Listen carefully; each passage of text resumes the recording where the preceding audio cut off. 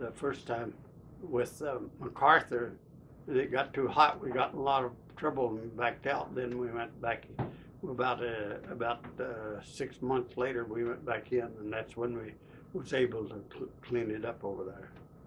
From there, we went from Philippine Islands, then up to what was the other little island? There's another little island we had some problems with. Then we wound up at Okinawa, and we was at Okinawa for about almost a year. Supporting them, but we just offshore. We stayed offshore, and mostly we hauled troops in there, hauled Marines and the soldiers in. And we couldn't get that close to the island because it was a big ship. And then we put the guys on the Marines and the soldiers on those.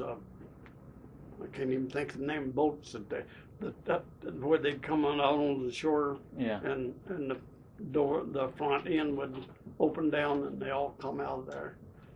Put them off on there, and man, they just mowed our boys down. That was terrible. When they come on that island, we like never took that Okinawa. That was one of our hardest battles. Oh man, it was terrible.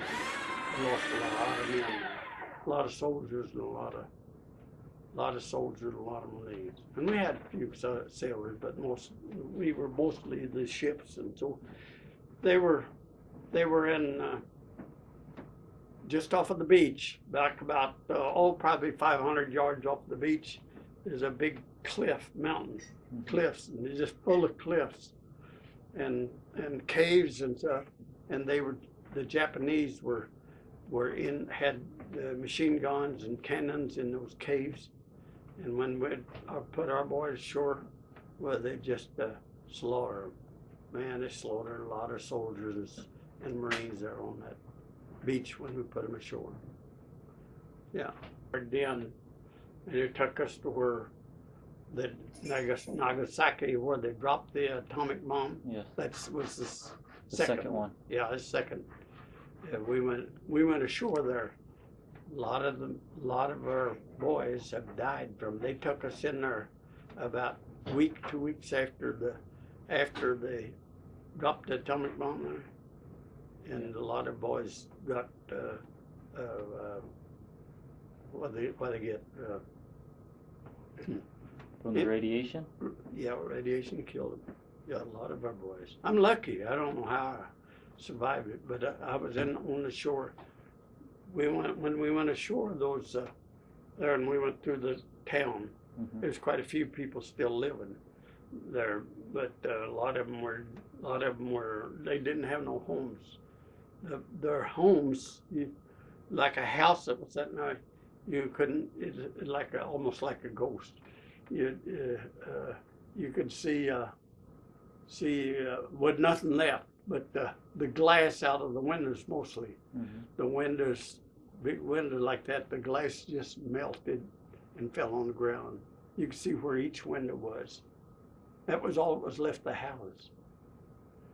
There's one, the first year of January this year, there's one person that lived in there is still living, a woman. There's one woman, she's still living. She's the only one left that lived in that whole city and beach, and we went in and went ashore and went through it, and it's kind of like being in a ghost town. Yeah, it was really a lot of the people that was left there, Japanese, they dug in the banks and stuff and living in holes in the bank.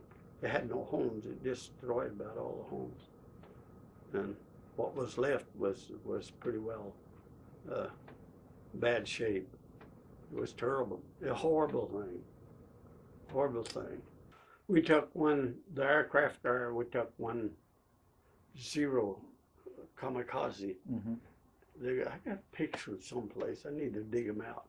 I got books and pictures someplace they sent me, and it shows that plane. It looks like it's about about that big. Looks like it's about a foot long. It goes up, and then they turned over and come straight down. Yeah.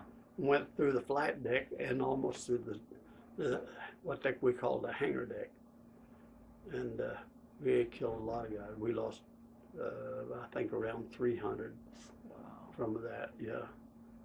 The ship was on fire, burned for probably 3 hours. And finally, one old chief that we had on the ship, one old chief petty officer, he says, "You guys wrapped me with gunny sacks and wet me down." Apparently, when the Zero hit us, it cut the communication system that turned the sprinklers on the ship. So he said, "Wrap me in the gunny sacks." And anyway, we wrapped that old chief up with the gunny sacks and wet him down and kept the hose on him as far as could. And he crawled through almost to the back of the ship and was able to turn the sprinkler on automatic by hand instead of automatic, because it had cut the system when that plane crashed. Cut the system. About all of them's gone. It's been quite a while. One of my closest buddies, he used to come see me. He lived in Washington, and I'd go up to see him.